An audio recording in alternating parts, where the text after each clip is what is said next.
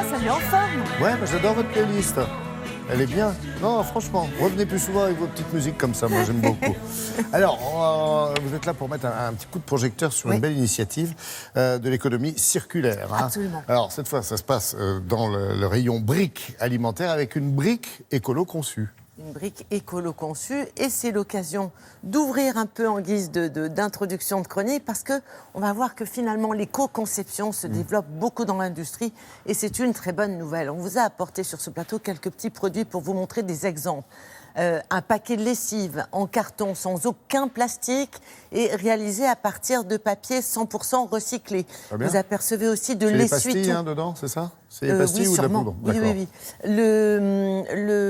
L'essuie-tout, cet essuie-tout, il est emballé avec du papier 100% biodégradable. Vous voyez, ça évolue dans le bon sens. Et cette brique de lait, eh bien, je vous annonce que c'est une première en France. Elle est sans aluminium et uniquement conçue à partir de plastique dit ressourcé.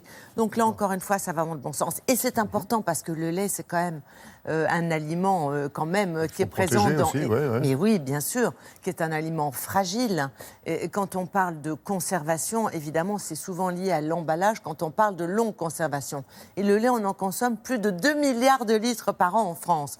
Donc c'est quelque chose d'extrêmement important et c'est une bonne nouvelle de voir qu'aujourd'hui, eh bien, on est en train de préserver les ressources naturelles. Ça a demandé quand même 3 ans d'études, donc on s'est dit que ça valait le coup de placer une petite caméra sur place, tant qu'à faire. Donc nous partons dans la région nantaise pour en savoir plus.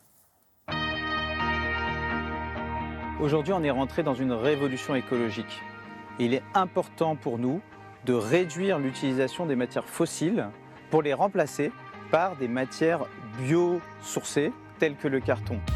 L'innovation technologique de cette brique, c'est qu'on a réussi à supprimer la couche d'aluminium qui servait de protection au lait. Et ça nécessite de réaliser toute une batterie de tests en fait, pour s'assurer que la conservation, le goût, la qualité du lait restent strictement identiques.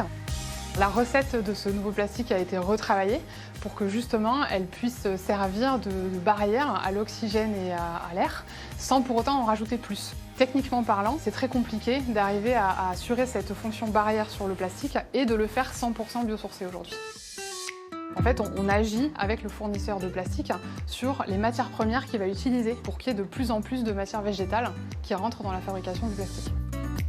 Ça ne change absolument rien aux habitudes de consommation de nos consommateurs.